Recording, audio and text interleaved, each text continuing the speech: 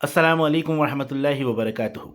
मेरे अज़ीज़ तलबा, मैं आपका दोस्त इमरान अपने चैनल करीम क्लासेस में आप तमाम ही का खैर मकदम करता हूँ और दिल की गहराइयों से इस्तकबाल करता हूँ। उम्मीद करता हूँ कि आप तमाम ही अपनी जगह खैर वाफियत से होंगे और खुश व खुर्रम ज़िंदगी गुजार रहे होंगे। मेरे अज़ीज़ तलबा, आज की इस वीडियो में हम बात करेंगे क्लास 11th की गुलिस्तान अदब, जो आपकी किताब है, जो आपके निसाब में शामिल है। इस किताब में शायर हैं मीर तकी मीर, उनकी एक गज़ल है और उसके तमाम अशार की तसरीह आज की इस वीडियो में मैं आपको बहुत ही आसान ज़बान में समझाने वाला हूँ। यकीनन ये वीडियो आपके लिए काफ़ी हेल्पफुल और काफ़ी इन्फॉर्मेटिव रहेगा। तो मेरी आपसे आज़ीज़ाना मुफलिसाना दरख्वास्त है कि वीडियो को पूरा देखिएगा और वीडियो अगर पसंद आए तो प्लीज़ इसे लाइक शेयर तो करना ही करना है, सब्सक्राइब भी ज़रूर करिएगा क्योंकि आपका एक सब्सक्रिप्शन मेरे हौसलों को बुलंद करता है।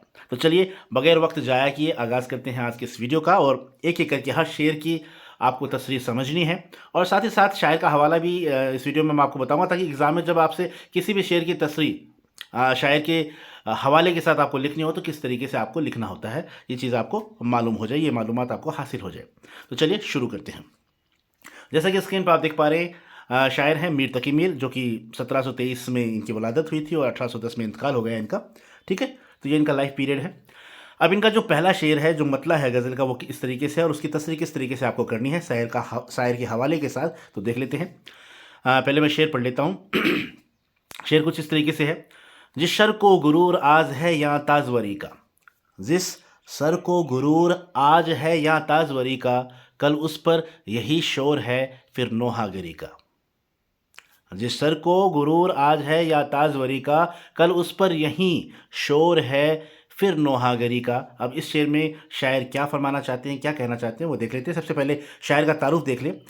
तो मंदरजा आपको किस तरीके से शायर का तारुफ लिखना है, ठीक है।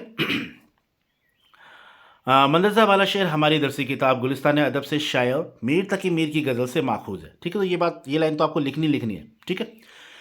मीर तकी मीर जो कि 1723 में पैदा हुए, 1810 में इनका इंतकाल हुआ, दिल्ली के अजीम गज़ल गो शायर थे। तो दिल्ली के एक अजीम शायर इनको माना जाता है, जिन्हें खुदाए शखन कहा जाता है। इन्हें खुदाए शखन भी कहा जाता है और इन्हें शहनशाह गज़ल का लक़ब भी हासिल है, यानी शहनशाह गज़ल के नाम से भी इन्हें जाना जाता है। तो ये बातें आपको मीर तकी मीर साहब के बारे में लिखनी है। अगर इस गज़ल से कोई भी अशार आपसे पूछा जाता है, कोई भी शेर आपसे तसरीह के लिए पूछा जाता है, तो शायर का जब आप तारुफ लिखेंगे तो आप ये बात ज़रूर लिखेंगे।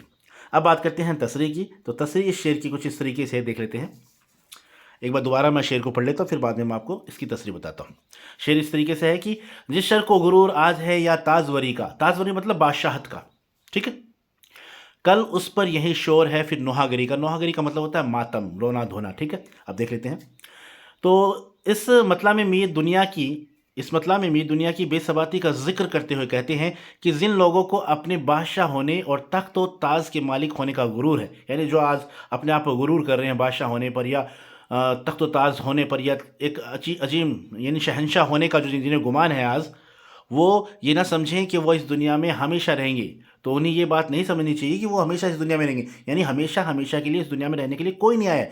सभी को एक ना एक दिन इस दुनिया से जाना है। कुरान शरीफ में एक बहुत प्यारी सी आयत है, कुल्लुन नफ्सुन ज़ाइक़तुल मौत, यानी हर दुनिया की हर नफ्स को, दुनिया की हर रूह को मौत का मज़ा चखना है। तो कोई भी यहाँ पर हमेशा के लिए रहने वाला नहीं है, क्योंकि एक दिन ऐसा आएगा कि लोग उनके मरने पर मातम करेंगे। क्योंकि जो आज बादशाह हैं, जिन्हें गुमान है अपना बादशाह होने पर, जिन्हें अपनी दौलत पर गुमान है, एक वक्त ऐसा आएगा जब वो मरेंगे, इस दुनिया से चले जाएंगे और लोग उनके मरने पर मातम करेंगे, रोना धोना करेंगे, यानी नौहागिरी करेंगे। मुराद ये है कि इस दुनिया में जो भी आया है उसे लौट कर जाना है, चाहे वो बादशाह हो या फ़कीर, अमीर हो या गरीब, छोटा हो या बड़ा, यानी सभी को जाना है। तो बड़ा प्यारा सा शेर था, गज़ल का मतला था। मतलब आप जानते हैं गज़ल के पहले शेर, जिसमें जो दोनों मिसरे जो होते हैं गज़ल के हम रदीफ़ हम काफ़िया होते हैं। तो ये बात आपके जहन में होनी चाहिए, ठीक है। और तसरीह आपको इस तरीके से करनी, बड़ा आसान सा शेर था, ठीक है। उम्मीद करता हूँ आपको समझ में आ गया हो। अब बात करते हैं, अब चलते हैं अगले शेर की जानिब और हमारा अगला शेर है, आफाक की मंजिल से गया कौन सलामत। आफाक मतलब होता है दुनिया, यानी जहाँ पर ज़मीन और आसमान के दोनों कोने मिलते हैं, है ना। तो उफ़ुक से बना है और इसका मतलब होता है आफाक। आफाक का मतलब होता है दुनिया, ठीक है, यहाँ पर ये समझ लें आप। तो आफाक की मंजिल से गया कौन सलामत, असबाब लुटा राह में या हर सफरी का। ठीक है, अब इसकी तसरीह किस तरीके से आपको करनी है, तो तसरीह इस तरीके से आप करेंगे।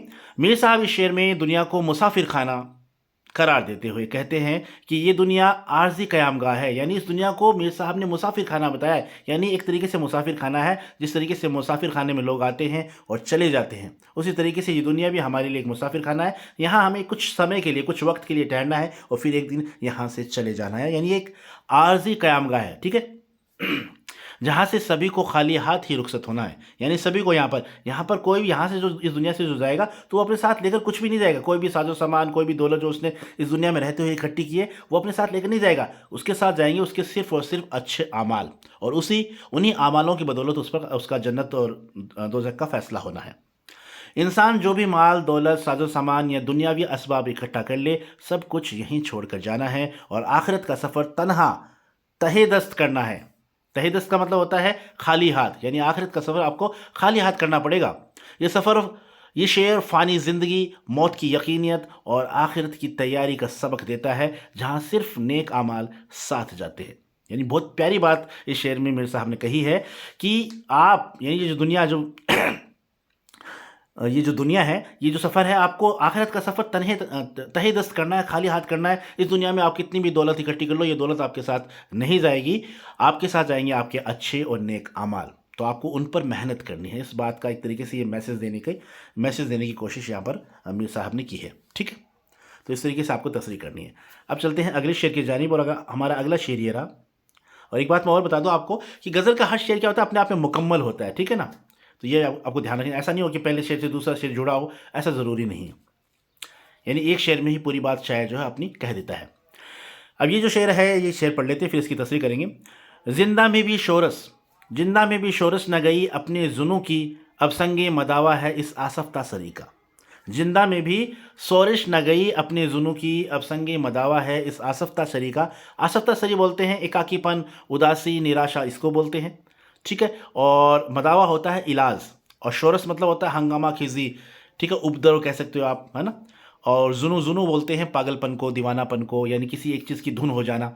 تو یہ کچھ مشکل الفاظ ہیں جو میں نے آپ کو بتا دیے۔ اور زندہ کا مطلب ہوتا ہے قید خانہ، ٹھیک ہے، زندان، ٹھیک، زندان بولتے ہیں ان کو، قید خانہ۔ اب اس کی تصریح کر لیتے ہیں۔ میر تقی میر فرماتے ہیں کہ عشق میں ایک منزل ایسی آتی ہے جب ہم پر جنوں یعنی پاگل پن چھا جاتا ہے، پاگل پن طاری ہو جاتا ہے، پاگل پن کی کیفیت طاری ہو جاتی ہے، اور ہمیں قید خانے میں قید کر دیا جاتا ہے۔ جب انسان پاگل پن کی کیفیت اس پر طاری ہو جاتی ہے تو اسے قید کر دیا جاتا ہے تاکہ وہ دوسروں کو نقصان نہ پہنچائے، اس لیے کہ ہمارے جنون میں کمی آ جائے، لیکن ایسا نہیں ہوا۔ یعنی پاگل خانے میں کیوں ڈالتے ہیں؟ جب پاگل پن کی جو جنون کی کیفیت طاری ہو جاتی ہے تاکہ وہ ٹھنڈا ہو جائے، یعنی وہ دوسروں کو نقصان نہ پہنچا پائے، لیکن یہاں پر شاعر کہہ رہے ہیں کہ اس لیے ہمارے جنون میں کمی آ جائے، لیکن ایسا ہمارے ساتھ نہیں ہوا، یعنی اپنے بارے میں بتا رہے، بلکہ ہماری وحشت، یعنی جو ہماری آسفتہ شری ہے، ہماری جو وحشت ہے اور بڑھ گئی، یعنی ہمارا جو اداسی پن ہے، جو ہمارا اکاکی پن ہے وہ اور بڑھ گیا ہے۔ اب اس کا علاج یہی ہے کہ ہم کسی پتھر سے سر ٹکرائیں اور مر جائیں، یعنی اب ہمارا اس چیز کا علاج صرف ایک ہی ہے، ہمیں موت آ جائے، ہم کسی پتھر سے سر ٹکرا لیں اور اپنی موت قبول کر لیں، یعنی ہمیں موت آ جائے، یعنی مرنے پر ہی ہماری وحشت ختم ہوگی۔ یعنی یہ جو اب اداسی ہے، جس اداسی سے ہم گزر رہے ہیں، جس اکاکی پن سے، جس وحشت سے، جس آشفتہ سری سے ہم گزر رہے ہیں، اس کا علاج ایک ہی ہے کہ اب ہمیں موت آ جائے، ٹھیک ہے۔ تو اس طریقے سے اس شعر کی تصریح آپ کو کرنی ہے۔ اب چلتے ہیں اگلے شعر کی جانب۔ اگلا شعر ہمارا ہے لے سانس بھی آہستہ کہ نازک ہے بہت کام، لے سانس بھی آہستہ کہ نازک ہے بہت کام، آفاق کی اس کارگے شیشہ گری کا۔ بڑا پیارا شعر ہے، اس کی تصریح آپ اس طریقے سے کریں گے۔ میر صاحب نے اس شعر میں دنیا کو شیشہ گری کی کارگے سے، یعنی کارخانے سے تشبیہ دی ہے، یعنی دنیا کو ایک طریقے سے شیشے کا کارخانہ بتایا ہے، جہاں زندگی نازک شیشے کے مانند ہے، یعنی یہ جو زندگی ہے ایک طریقے سے نازک شیشے، کانچ کے شیشے کے مانند ہے، جو ہلکی سی ہوا یا تیز سانس سے بھی ٹوٹ سکتی ہے، یعنی بڑی نازک ہے، جو ہلکی سی ہوا سے یا تیز سانس سے بھی تھوڑی سی بھی اگر اسے چوٹ دی جائے تو ٹوٹ سکتی ہے۔ انسان کے تمام رشتے، جذبات اور محبتوں کا یہ نازک کام اتنا حساس ہے، یعنی اتنا سنویدنشیل ہے کہ ایک لمحے کی غفلت یا جلد بازی سب کچھ برباد کر دیتی ہے، یعنی آپ کی تھوڑی سی بھی لاپرواہی اگر آپ کرتے ہو تو پھر سب کچھ برباد ہو سکتا ہے، یعنی اتنی حساس ہے۔ حساس کا مطلب ہوتا ہے سنویدنشیل ہے۔ شاعر خبردار کرتے ہیں کہ دنیا فانی اور ناپائیدار ہے، یعنی دنیا جو ہے یہ فانی ہے، فنا ہونے والی ہے، ختم ہونے والی ہے، ناپائیدار ہے، یعنی کھشن بھنگور ہے، یعنی لمبے سمے تک ٹکنے والی نہیں ہے، ٹھیک ہے، جس کا نشٹ ہونا طے ہے۔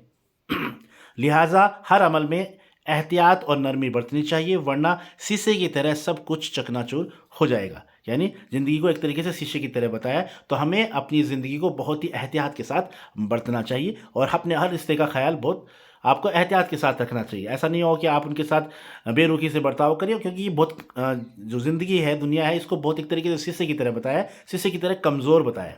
ٹھیک ہے, تو یہ بات آپ کو دھیان میں رکھنی ہے. اب بات کرتے ہیں ہماری اس غزل کے مقطع کی جو کہ آخری شعر ہے, اور غزل کا مقطع اسے کہتے ہیں جس میں شاعر اپنا تخلص بیان کرتا ہے. تو اس کی تصریح کچھ اس طریقے سے, پہلے میں شعر پڑھ دیتا ہوں پھر آپ کو تصریح سمجھاؤں گا. شعر کچھ اس طریقے سے: ٹک میرے زگر سوختہ کی جلد خبر لے. ٹک مطلب ہوتا ہے ذرا. کیا یار بھروسہ ہے چراغ شہری کا. چراغ شہری کا مطلب ہوتا ہے جیسے رات میں کوئی چراغ جلتا ہو, جب شہری کا یعنی صبح کا وقت ہوتا ہے تو ایک طریقے سے جو اپنے بجھنے کے کگار پر ہو اس چراغ کو بولتے ہیں چراغ شہری.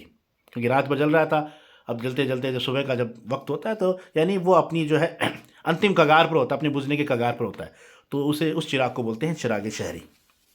ٹھیک ہے, اب اس کی تصریح دیکھ لیتے ہیں.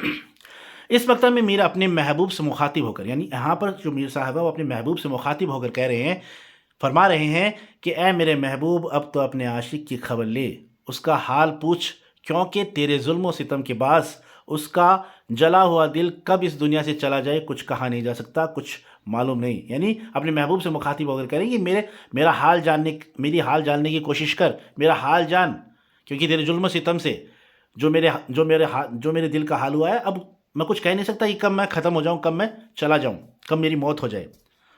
یہ تو اس چراغ شہری کے مانند ہے جس کا پتہ نہیں کب تیل ختم ہو جائے اور وہ گل ہو جائے. یعنی میری زندگی اب ایک طریقے سے چراغ شہری کی طرح ہے. یعنی جس طریقے سے چراغ شہری کا جو چراغ ہوتا ہے اس کا معلوم نہیں وہ کب بجھ جائے, کب اس کا تیل ختم ہو جائے, تو بس ویسی میری حالت ہے. تو اس سے پہلے کہ میری موت آ جائے, میرے حال جاننے کے لیے وہ اپنے یہ محبوب کو کیا کر رہے ہیں, مخاطب ہو کر یہ بات کہہ رہے ہیں. ٹھیک ہے, تو اس طریقے سے مقطع میں شاعر نے, غزل کے اس مقطع میں شاعر نے اپنے دل کی بات کو بیان کیا ہے. تو یہ تھے میر تقی میر صاحب کی غزل کے اشعار جنہیں بہت ہی آسان زبان میں نے آپ کو سمجھانے کی کوشش کی ہے. مجھے امید ہے یہ پورا جو ویڈیو ہے آپ کو اچھی طریقے سے سمجھ میں آ گیا ہوگا. تو جلد امید ہوگی نیکسٹ ویڈیو میں ایک نئے شاعر کے ساتھ, نئی غزل کے ساتھ. تب تک کے لیے پڑھتے رہیے, مسکراتے رہیے. بس آخر میں ایک دوبارہ میں آپ سے عزیزانہ مفلسانہ درخواست کروں گا کہ اگر میری ویڈیوز آپ کو پسند آتے ہیں تو پلیز انہیں لائک شیئر تو کرنا ہی ہے آپ کو, سبسکرائب ضرور کریں اور اپنے دوستوں کے ساتھ بھی شیئر کریں تاکہ میری حوصلہ افزائی ہو سکے. اسی امید کے ساتھ خدا حافظ.